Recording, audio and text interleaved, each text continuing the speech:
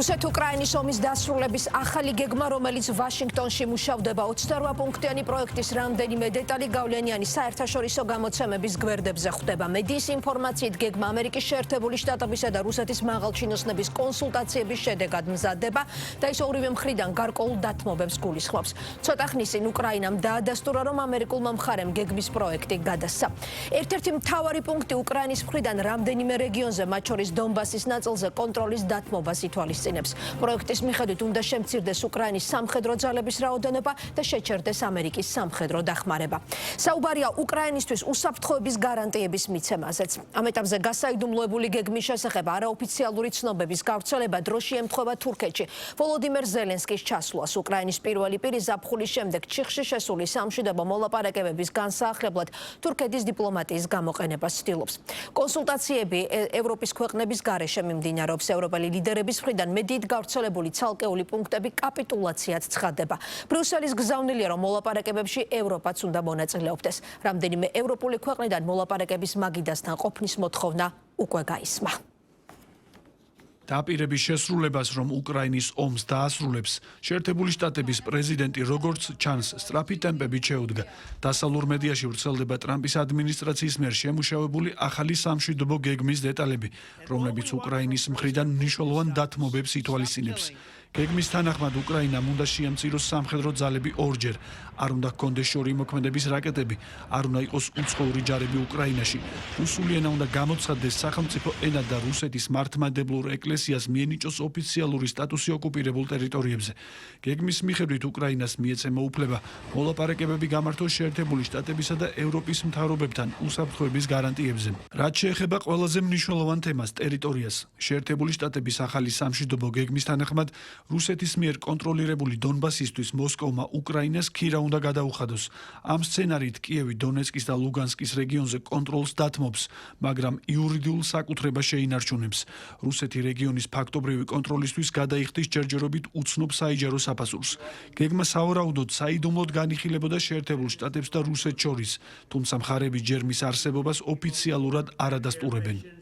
ამ საკითხთან დაკავშირებით მხოლოდ ის შემიძლია ვთქვა, რაც უკვე არაერთხელ გავიმეორეთ. ანკორით შინათქვამს ახალს ვერაფერს დავამატებთ. მშვიდობიანი მოგვარებისთვის, მშვიდობიანი პოლიტიკური და დიპლომატიური საშუალებებით მოგვარებისთვის ნებისმიერი დრო საუკეთესოა. რუსეთი კვლავ ღიაა ამ მოგვარებისთვის. მოგვარების გზამ უნდა გამოიწვიოს ამ კონფლიქტის ძირითადი მიზეზების აღმოფხვრა. რუსეთის მიერ ნახსენები ძირითადი მიზეზები დიდწილად ემთხვევა ტრამპის ადმინისტრაციის გეგმას. კიევში იმყოფება შეერთებული შტატების არმიის მდივანი დენიელ დრისკოლი და არმიის შტაბის გენერალი რენდი ჯორჯი. შეხვედრების დროს უკრაინის თავდაცვის საკითხები განიხილეს და სავარაუდოდ სამშვიდობო გეგმის დეტალებიც. ვაშინგტონში ამბობენ, რომ მუშავდება პოტენციური იდეების ჩამონათვალი და ორივე მხარეს მოუწევს რთულ და აუცილებელ დათმობებზე წასვლა. ეს არის საკითხი, რომელიც პრეზიდენტისთვის კვლავ პრიორიტეტია ჩვენს საგარეო პოლიტიკაში, კერძოდ უკრაინასა და რუსეთს შორის ომის მოგვარება. ძირითადი მიზანია ევროპაში მშვიდობის მიღწევა, ასევე უდანაშაულო ადამიანების მკვლელობის შეწყვეტა. უკრაინა კონსტიტუციით ვალდებულია ტერიტორიის დათმობის საკითხი საყოველთაო კენჭისყრაზე გაიტანოს, რაც სავარაუდოდ ჩავარდება. სავარაუდოდ სწორედ ამის თავიდან არიდებას ითვალისწინებს იჯარის ხელშეკრულება დონბასში.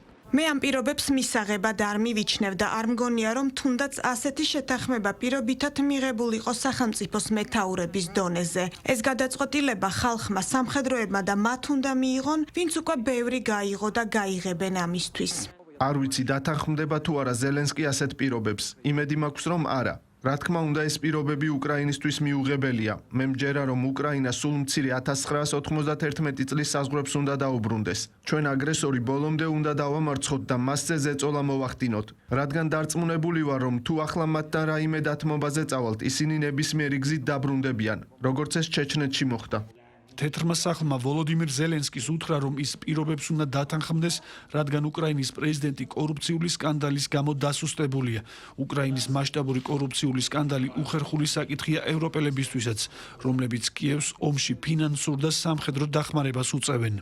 ბრიუსელი და ბრიუსელის ხელმძღვანელობა ნორმალური რომ ყოფილიყო, მაშინ მათ დაუყოვნებლივ უნდა შეეწყვიტათ უკრაინისთვის გადახდები და დაუყოვნებლივ უნდა მოეთხოვათ ფინანსური გამჭვირვალობა. ჩვენ უნდა ვიცოდეთ, რაში დაიხარჯა ევროპელი გადასახადის გადამხდელთა ფული უკრაინაში. მთელი მსოფლიო მედია ავრცელებს ამბებს ამ კორუმპირებული სისტემის, ამ საომარი მაფიის ოპერაციის შესახებ. და უნდა გითხრათ, რომ ეს არის ყველაზე ზომიერი გამოთქმა, რომელსაც ახლა გამოვიყენებ. სიგიჟეა, რომ ევროკომისიის პრეზიდენტი წევრ სახელმწიფოებს უგზავნის წერილს. უკრაინას კიდევ 100 მილიარდი ევრო მისცენ. ამან არ უნდა გადაგვატანინოს ყურადღება იმისგან, სადაც ვიმყოფებით. ჩვენ მტკიცედ ვდგავართ უკრაინის გვერდით და იმ შემთხვევაშიც, როდესაც არის კორუფციის ბრალდებები, ჩვენი მხარდაჭერა უკრაინის მიმართ ურყევია. ჩვენ მოვითხოვთ ამ ბრალდებების გამოძიებას და გავაგრძელებთ უკრაინისთვის ცალსახა მხარდაჭერის აღმოჩენას. ევროპის კონტინენტზე მიმდინარე ომის დასრულებას ვაშინგტონი ევროპელების მონაწილეობის გარეშე ცდილობს. გეგმის გასაჯეროების შემდეგ ევროპაში თქვეს, რომ არაფერი იციან დიპლომატიური ძალისხმევის დეტალებზე, თუმცა მხარს უჭერენ ხანგრძლივ მშვიდობას. ჩვენი პოზიცია არ შეცვლილა ნებისმიერი სამშვიდობო გეგმის წარმატებისთვის. საჭიროა, რომ მას მხარს უჭერდნენ უკრაინა და ევროპა. რუსეთს მშვიდობა ნამდვილად რომ სურდეს, ის მიიღებდა ცეცხლის უპირობოდ შეწყვეტის შეთავაზებას ჯერ კიდევ მარტში. სასტიკი რეალობა კი ის არის, რომ 26 უკრაინელია მოკლული რუსეთის გუშინდელი თავდასხმის შედეგად. რუსეთს არაერთხელ სიტყვიერად მხარი დაუჭერია სამშვიდობო მოლაპარაკებებისათვის, თუმცა წინა მოლაპარაკებები ჩაიშალა. რადგან რუსეთს არასდროს აუღია რეალური ვალდებულებები. ზეწოლა უნდა განხორციელდეს აგრესორზე და არა მსხვერპლზე. აგრესორის წახალისება მხოლოდ მეტ აგრესიას გამოიწვევს. ევროკავშირს აქვს ძალიან მკაფიო ორპუნქტიანი გეგმა, რომელიც გულისხმობს რუსეთის დასუსტებას და უკრაინის მხარდაჭერას. სრულმასშტაბიანი ინტერვენციის შემდეგ ევროპულმა ქვეყნებმა და ევროპამ უკრაინას 187 მილიარდი ევრო სოდენობის მხარდაჭერა აღმოუჩინეს. ამავე პერიოდში ჩვენ რუსეთიდან 201 მილიარდი ევროს ღირებულების ნავთობისა და გაზის იმპორტი განვახორციელეთ. ამას სხვა სახის საქონლის იმპორტს თუ დავუმატებ, გამოვა ჯამში 311 მილიარდი ევრო, რაც ნიშნავს, რომ ბალანსი უკრაინის საწინააღმდეგოდ 124 მილიარდ ევროს შეადგენს. ეს არის უბრალოდ სირცხვილი. ახლა ყველა საუბრობს სამშვიდობო მოლაპარაკებებზე. არანაირი გონივრული სამშვიდობო მოლაპარაკებები არ იქნება, თუ არ გავზრდით უკრაინის მხარდაჭერას და რუსეთზე ზეწოლას. ევროპაში გავრცელებული აზრი, რომ უკრაინის ხარჯზე რუსეთისთვის რაიმეს დათმობა მოსკოვს არ შეაჩერებს და შემდეგი სამიზნე ნატოს წევრი ევროპის ქვეყნები იქნება. ამ ფონზე ევროპის ქვეყნები რუსეთზე ზეწოლის გაგრძელებას და უკრაინისთვის შორმანძელზე მოქმედი შეიარაღების მიცემას ემხრობიან. პარალელურად ევროპის ქვეყნების სამხედრო შესაძლებლობებს აძლიერებენ. ევროპაში ფიქრობენ, რომ კონტინენტზე მშვიდობა სწორედ ამ გზით მიიღწევა. ამ სცენარს კატეგორიულად უარყოფს მოსკოვი. ახლა გერმანიის კანცლერი ფრიდრიხ მერცი გამოვიდა. მან სიამაყით განაცხადა, რომ გერმანია კიდევ ერთხელ უნდა გახდეს ევროპაში ყველაზე ძლიერი არმია. ეს ისევ აჩვენებს, რომ ვერანაირი გაკვეთილი ვერ ისწავლეს. ყოველ შემთხვევაში მერცმა და მისმა თანამოაზრეებმა. ახლა ვსაუბრობთ ფინეთზე, რომელიც ჰიტლერის ერთ-ერთი ყველაზე ერთგული მოკავშირე იყო. მონაწილეობდა ლენინგრადის ალყასა და სხვა არაადამიანურ ქმედებებში და ორგანიზებას უწევდა საკონცენტრაციო ბანაკებს. ჩვენ არ გვინდოდა ამაზე საუბარი, რადგან გვეგონა, რომ გაკვეთილი ისწავლეს. არაფერი მსგავსი, არანაირი გაკვეთილი არ უსწავლიათ. ვიდრე დიპლომატია თავისას ცდილობს უკრაინის აღმოსავლეთში ომი გრძელდება. უკრაინის სამომავლო ბედი როგორც ჩანს, დიდი მოთამაშეების გადაწყვეტილებებზე იქნება დამოკიდებული.